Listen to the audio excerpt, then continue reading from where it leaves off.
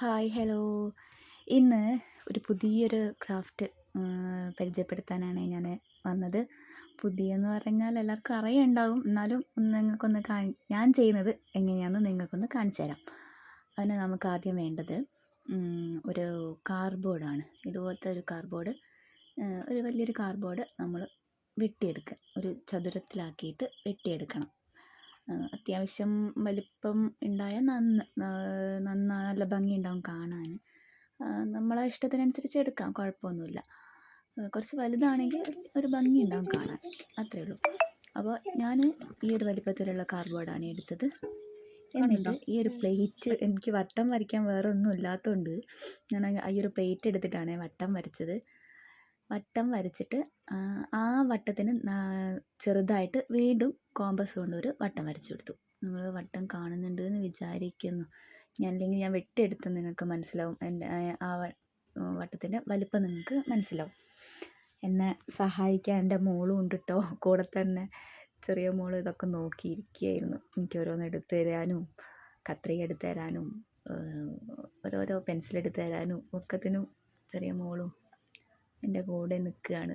ഇതൊക്കെ നോക്കിയിട്ട് കണ്ടോ, ഇതുപോലെ ഈ ഒരു വലിപ്പമാണ് ആദ്യത്തെ വട്ടത്തിന്. ഇനി രണ്ടാമത്തെ ഉള്ളിലത്തെ വട്ടത്തിന് ഇതിനേക്കാളും ചെറിയൊരു വട്ടം കുറച്ചിട്ടാണ് വേണ്ടത്. അത് ഒന്നുകൂടി തെളിഞ്ഞ് കാണാൻ വേണ്ടിയിട്ട് ഞാൻ ഒന്നുകൂടെ വട്ടം വെച്ച് വരയ്ക്കുകയാണ്, കോമ്പസ് വെച്ച് വരയ്ക്കുകയാണ്. കണ്ടോ, ഇതുപോലെ ഒന്ന് വരച്ചിട്ട് അത് വെട്ടിയെടുക്കണം. കത്രിക കൊണ്ട് വെട്ടിയെടുക്കാൻ കുറച്ച് പ്രയാസമാണ്. കട്ടിയുള്ള കാർഡ്ബോർഡ് ആകുമ്പോൾ കത്രിക കൊണ്ട് വെട്ടിയെടുക്കാൻ കുറച്ച് പ്രയാസമാണ്. എൻ്റെ അടുത്ത് മറ്റേ ഇങ്ങനെ മുറിക്കുന്ന കത്തി ഇല്ലാത്തത് കൊണ്ട് ഞാൻ കത്രിക എടുത്തുവെന്നേ ഉള്ളൂ കേട്ടോ. മറ്റ് സൗണ്ടിൻ്റെ ഡിസ്റ്റർബൻസ് ഉണ്ട്, ഒന്ന് ക്ഷമിച്ചേക്കണേ. അപ്പോൾ ഇതാണ് നമ്മൾ എടുത്ത റൗണ്ട്.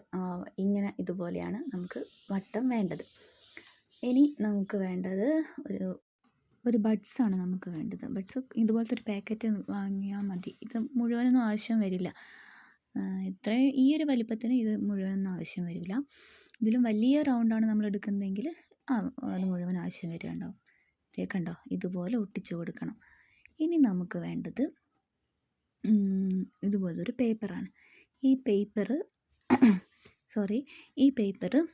ഇതുപോലെ ചെറിയ ചെറിയ ചെറിയ കഷ്ണങ്ങളാക്കി മടക്കിയിട്ട് നമുക്കൊരു ഹാർട്ടിൻ്റെ ഷേപ്പിൽ വെട്ടിയെടുക്കണം.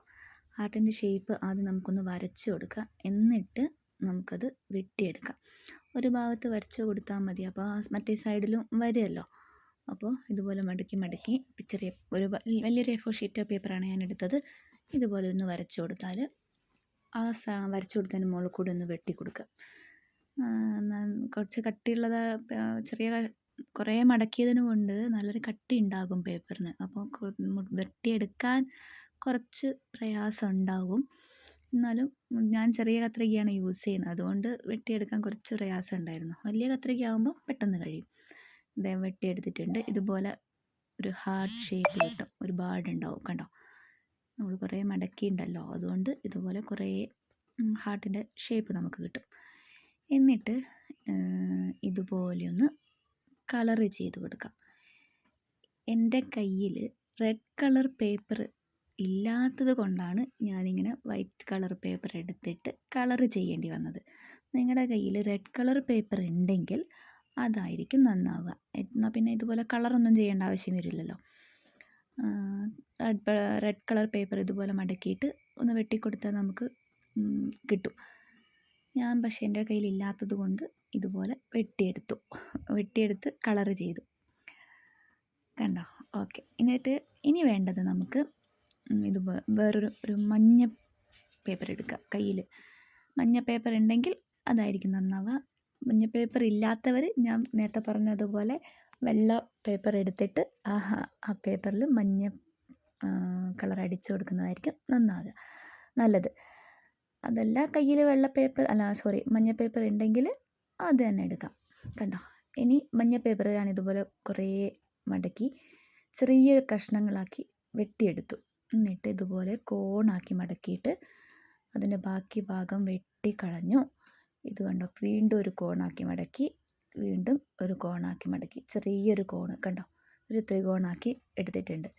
അതിലേക്ക് നമ്മളൊരു പൂവാണ് ഇപ്പം വെട്ടിയെടുക്കാൻ പോകുന്നത്. അപ്പോൾ പൂവ് വെട്ടിയടിക്കാൻ വേണ്ടി ഒരു ഒരു റൗണ്ട് അവിടെ വരച്ചു കൊടുത്തു.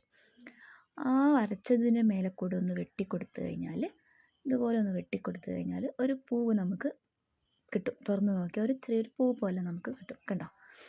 ഇനി നമുക്കിതിൻ്റെ ഉള്ളിലൊന്ന് ഡെക്കറേറ്റ് ചെയ്ത് കൊടുക്കാം. ഒരു ചെറിയൊരു ചുവപ്പ് കളർ കൊണ്ട് ഞാൻ ഒന്ന് ഡെക്കറേറ്റ് ചെയ്തു. എന്നിട്ട് അതിൻ്റെ നടുവിൽ ഒരു കറുപ്പ് കളറും കൊടുത്തു. ഒരു ഒരു കുത്ത് പോലെ ഒരു ഭംഗിക്ക് വേണ്ടിയിട്ട് കൊടുത്തു. എന്നിട്ട് അതിൻ്റെ ഒരു ഇതള് വെട്ടിക്കൊടുത്തു. എന്നിട്ട് അതിൻ്റെ മുകളിൽ ഒരു സൈഡിൽ പശ തേച്ചിട്ട് ഒരു പൂവിൻ്റെ ഒരു ഷേപ്പിൽ ഒരു കോണ് പോലെ മടക്കി ഒരു പൂവാക്കി മാറ്റിയെടുത്തിട്ടുണ്ട്. ഇങ്ങനെ ഒരു പെൻസിൽ കൊണ്ട് ഇങ്ങനെ ഇതളിൽ ഇങ്ങനെ ആക്കി കൊടുത്തു കഴിഞ്ഞാൽ ഒരു വിടർന്ന് നിൽക്കുന്ന ഒരു പൂ പോലെ നമുക്ക് ഫീൽ ചെയ്യും കണ്ടോ. ഇത്രയും പൂക്കൾ ഞാൻ ഒരു മഞ്ഞ പേപ്പറിൽ നിന്ന് വെട്ടിയെടുത്തിട്ടുണ്ട്. ഒരു 10 11 പൂക്കൾ നമുക്ക് കിട്ടും ഒരു പേപ്പറിൽ നിന്ന് കണ്ടോ. നേരത്തെ ഹാർട്ട് ഷേപ്പ് ഞാൻ ഇതുപോലെ ഇങ്ങനെ അതിൻ്റെ മേലെ ഇങ്ങനെ ഒട്ടിച്ചു കൊടുത്തിട്ടുണ്ടായിരുന്നേ. അത് നിങ്ങളെ കാണിക്കാൻ വിട്ടുപോയതാണ്, വീഡിയോ എടുക്കാൻ എന്നോട് വിട്ടുപോയി. അപ്പോൾ ഇതുപോലെ ഒട്ടിച്ചു കൊടുത്തിട്ടുണ്ട്. അതുപോലെ ഈ മഞ്ഞപ്പൂക്കളും അതിനിടയിലാക്കിയിട്ട് വെച്ചു കൊടുത്തു കണ്ടോ. ഭംഗിയുണ്ടോ കാണാൻ, രസമുണ്ടോ? ഇനി നമുക്ക് വേണ്ടത് ഇത് തൂക്കിയിടാൻ വേണ്ടിയിട്ട് ഒരു കയറാണ്. ഇതിൻ്റെ ബാക്കിൽ എവിടെയെങ്കിലും ഒരു സൈഡിൽ ഒരു നമ്മൾ എന്തെങ്കിലും ഒരു നൂലോ എന്തെങ്കിലും നമ്മുടെ കയ്യിലുള്ള, എൻ്റെ അടുത്തൊരു വാള നൂലുണ്ടായിരുന്നു. അത് നൂലെടുത്തിട്ട് ഞാൻ ബാക്കിൽ പശ വെച്ചിട്ട് ഒട്ടിച്ചു കൊടുക്കുന്നുണ്ട്. അപ്പോൾ ഇത്രയേ ഉള്ളൂ നമ്മുടെ പൂ. പെട്ടെന്ന് കറണ്ട് പോയതാണ്, അതാണ് ഒന്ന് ഡിമ്മായത് കണ്ടോ. ഇതാണ് ഫൈനൽ ലുക്ക്. ഇഷ്ടമായോ? എല്ലാവരും ഒന്ന് ചെയ്ത് നോക്കണേ. എന്നെ സപ്പോർട്ട് ചെയ്യാൻ മറക്കരുതേ. Thank you.